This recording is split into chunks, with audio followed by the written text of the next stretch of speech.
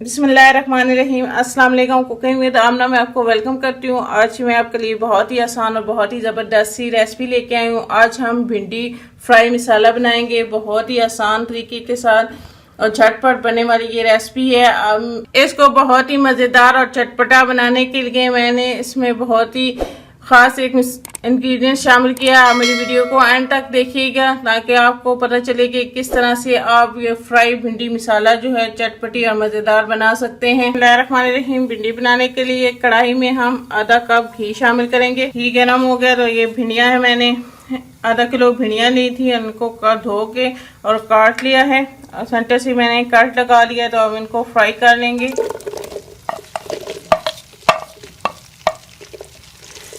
भिंडी को फ्राई कर लेंगे 4 से 5 मिनट के लिए।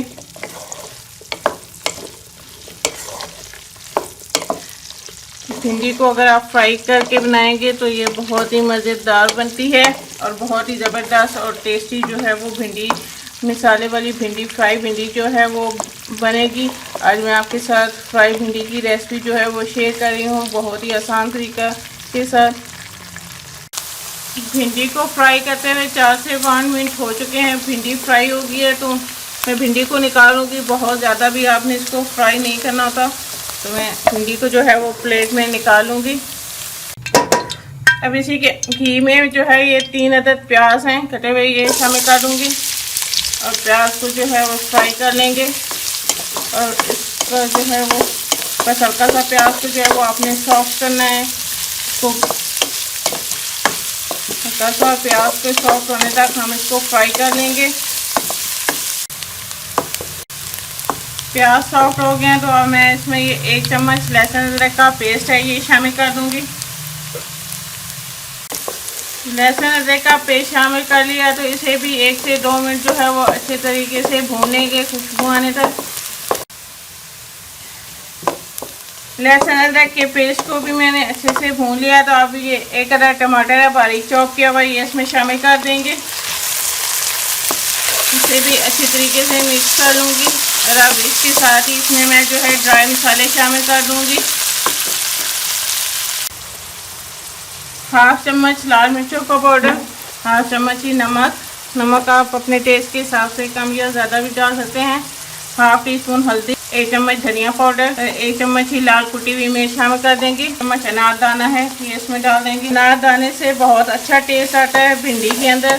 तो ये सारी चीज़ें जो है वो अच्छी तरह से मिक्स कर लूँगी और इसमें थोड़ा सा पानी शामिल करके मसालों को जो है वो अच्छी तरह से भून लूँगी टमाटर के सॉफ्ट होने तक। अनार दाना जो है वो आप ज़रूर शामिल करें भिंडी बनाते हुए, इससे बहुत ही अच्छा टेस्ट आता है भिंडी के अंदर।